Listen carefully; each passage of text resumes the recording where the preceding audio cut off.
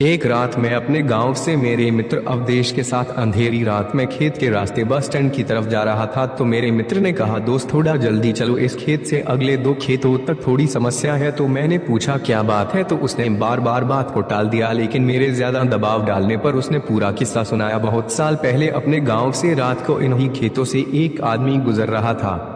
रास्ते में वो पेशाब करने के लिए एक पेड़ के नीचे रुक गया। उसके बाद वो जैसे थोड़ा चला, उसे किसी बच्चे के रोने की आवाज आई। तो उसने सोचा रात को पहरा देने वाले का बच्चा होगा, लेकिन तभी याद आया कि ये खेत तो रामेश्वर काका है, जो 3 साल पहले यहाँ फांसी लगाकर मर गया। वे आदमी सहमे हुए कदमों से आगे बढ़ता रहा और उसके दिमाग में उन लोगों की बातें याद आई कि इस खेत से गुजरते वक्त रात को कभी पीछे मत मुड़ना, कोई रास्ता पूछे तो उसके आंखों और पाँव को मत देखना, कोई कितना भी बोले मत सुनना। ये सब बातें दिमाग में सोचने से उस आदमी की हालत बहुत बुरी हो गई और सोचने लगा कि उसने यहाँ आने से पहले ये सब क्यों नहीं सोचा। वो जैसे जैसे आगे बढ़ता वैसे वैसे बच्चे की आवाज और तेज होती जाती और ऐसा लग रहा था जैसे वो उसके साथ ही चल रहा हो। तभी अचानक उसने देखा कि एक पेड़ से बंधे झूले में बच्चा लेटा रो रहा था। तो डरते हुए उसने आवाज लगाई कि ये किसका बच्चा है, लेकिन कोई प्रतिक्रिया नहीं आई। तो डर के मारे आगे बढ़ गया, लेकिन बच्चे की किलकारी सुनकर उससे रहा नहीं गया और उसने पीछे मुड़कर देख लिया। तो उसने देखा वो बच्चा झूले में उसके पीछे पड़ा था। रहम के मारे उसने उस बच्चे को गोद में उठाकर भागने लगा। थोड़ी देर बाद वो बच्चा उसे भारी लगने लगा और देखकर चौंक गया कि उसके पैर लंबे होकर जमीन को छूने वाले थे। उसने घबराकर बच्चे को गोद से गिरा दिया। जैसे ही वो बच्चा